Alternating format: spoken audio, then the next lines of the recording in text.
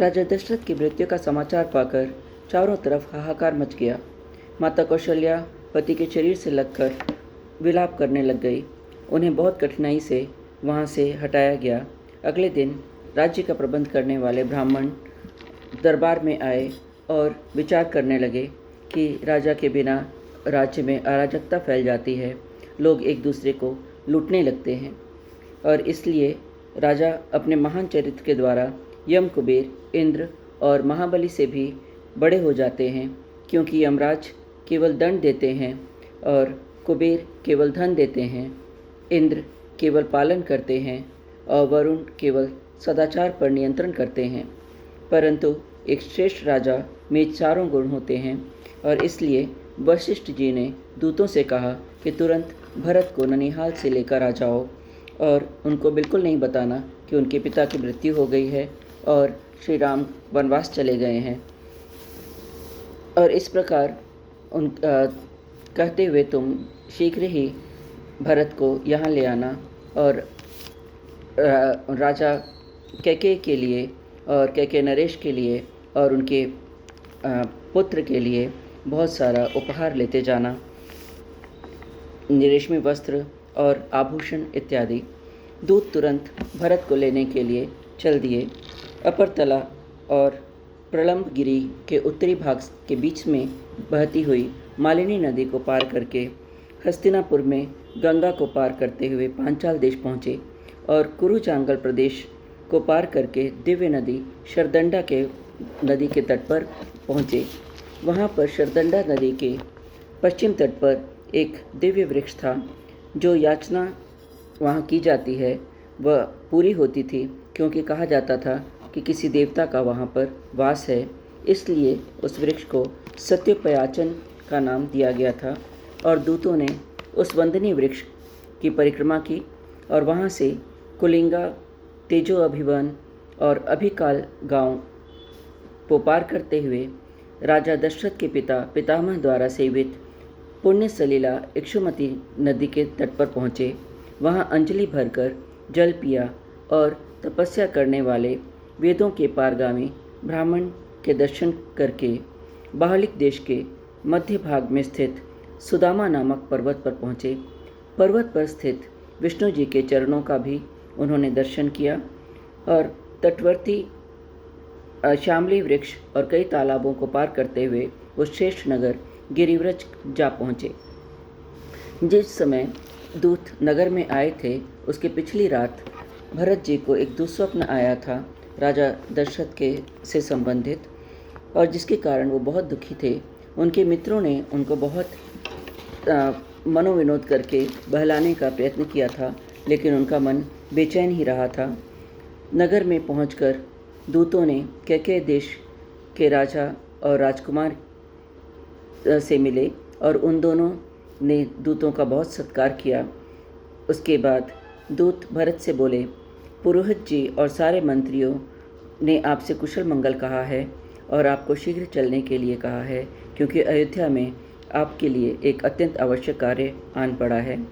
दूतों ने 20 करोड़ का सामान भरत के नाना के लिए और 10 करोड़ का सामान उनके मामा के लिए भरत के द्वारा उनको भेंट के रूप में दिया।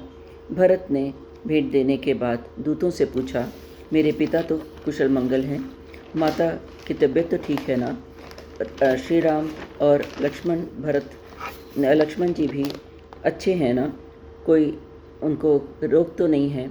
तब दूतों ने कहा कि हाथ में कमल लिए लक्ष्मी आपका वरण कर रही हैं, आप शीघ्र चलिए। भरत नाना के पास जाकर बोले कि अभी दूतों के कारण मैं जा रहा हूँ, पर आप जब भी मुझे बुलाएंगे मैं अवश्य आऊँगा। कैकेयी नरेश बोले, शत्रुओं को संताप देने वाले वीर, तुम अपनी माता और पिता से यहाँ का कुशल समाचार कहना। और कैकेयी नरेश ने बहुत से उत्तम हाथी और शक्तिशाली कुत्ते, विभिन्न विचित्र तरह का कालीन, मृग चर्म और बहुत सा धन, 2000 सोने की मोहरें, 1600 घोड़े उनको दिए। और कैकेयी नरेश अश्वपति ने अपने अभीष्ट विश्वास पात्र और गुणवान मंत्रियों को भरत के साथ जाने के लिए कहा। भरत अपने नाना के दिए हुए धन का अभिनंदन भी नहीं कर पाए, क्योंकि दुस्वप्न के कारण उनका मन बहुत बेचैन था। राजगृह से निकलकर भरत पूर्व दिशा की ओर चले। भरत ने सुदामा नदी का दर्शन कर हरलादनी नदी को पार कर शतद्रु नदी, जिसको सतलज भी कहा जाता है, उसको पार किया। वहाँ से एलधान गांव से अपार पर्वत जनपद में गए। वहाँ शिला नाम की नदी बहती है, जो अपने अंदर उपस्थित सब चीज़ को शिला स्वरूप दे देती है। उसे पार करके भरत आग्नेय कोण में स्थित शल्यकर्षण नामक देश में गए, जहाँ पर शरीर में कांटे निकालने की एक औषधि मिलती है। फिर भरत ने शिलावाह नामक नदी का दर्शन किया, जो अपनी प्रखर धारा के कारण शिलाखंडों को बहा ले जाती है। भरत बड़े बड़े पर्वतों को पार करते हुए कई गांवों, कई पर्वतों और कई नदियों को पार करते हुए अयोध्या पहुँचे। इसको करते हुए उन्हें 7 दिन और 7 रातें लग गई, और जिसके बाद 8वें दिन वो अयोध्या पहुंच पाए थे। तो भरत ने अनुभव किया कि अयोध्या नगरी वीरान सी दिख रही थी। न तो वेदों के ज्ञाता पहले की तरह यज्ञ करते दिखाई दिए, न ही वहाँ कोई सवारी पर आते जाते दिखाई दी। पूरी नगरी में कोई चहल पहल नहीं था।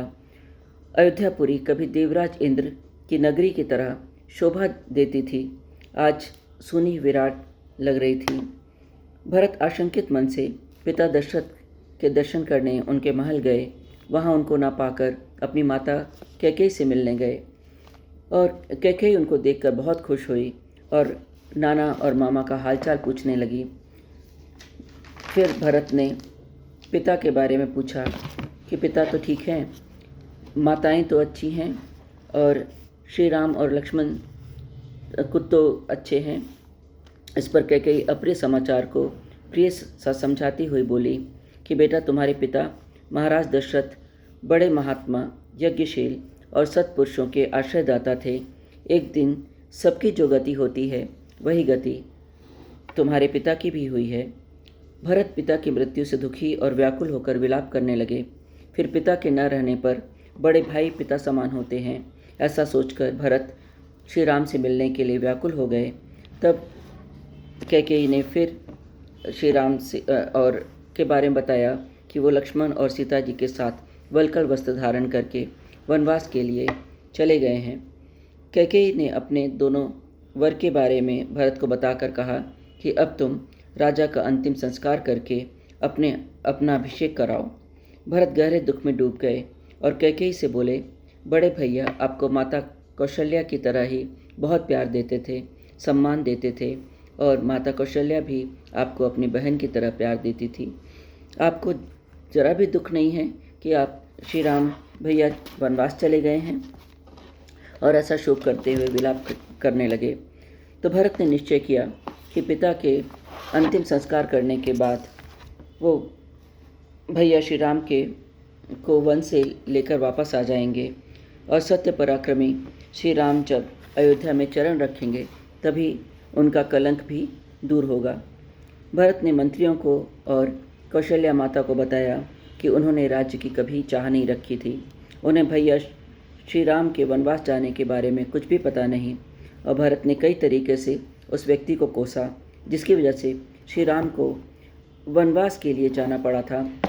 तब कौशल्या माता ने भरत को निर्दोष पाकर गले से लगा लिया और फूट फूट कर रोने लगी। माँ पुत्र दोनों के आंसू नहीं थम रहे थे। महर्षि वशिष्ठ ने भरत को कर्तव्यों की याद दिलाई और राजा का अंतिम संस्कार करने के लिए प्रेरित किया। अंतिम संस्कार कर दशा व्यतीत होने पर 11वें दिन आत्मशुद्धि के लिए स्नान और एकादशा श्राद्ध का अनुष्ठान लिया। 12वें दिन मासिक और सपिंडीकरण श्राद्ध किए। उसमें भरत ने ब्राह्मण को बहुत सा दान दिया, और भरत पिता के साथ बिताए पलों को याद करके रोने लगे। 13वें दिन का कार्य पूर्ण होने के बाद भरत और शत्रुघ्न आपस में बैठकर विचार करने लगे कि श्री राम जी को वनवास से कैसे लाया जाए।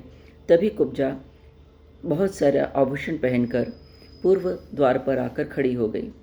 राजपाल ने देखा तो कुपित होकर वो कुब्जा को घसीटते हुए उन लोगों के सामने लेकर आया और बोला कि इन्हीं के कारण हमारे राजा अब हमारे बीच नहीं रहे और श्री राम जी को वनवास जाना पड़ा।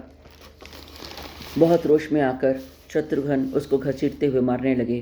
तब कैकेयी रानी आकर कुब्जा को बचाने लगी। तब शत्रुघ्न ने उनको भी बहुत बुरा भला कहा। तब भरत ने शत्रुघ्न को समझाते हुए कहा कि अगर हमारे धर्मात्मा श्री राम को पता चला कि मंथरा की मृत्यु तुम्हारे हाथों हुई है तो तुमसे बात करना भी छोड़ देंगे। यह सुनकर शत्रुघ्न ने कुब्जा की जान को बख्श दिया और उनको मुक्त किया, कुब्जा को मुक्त किया।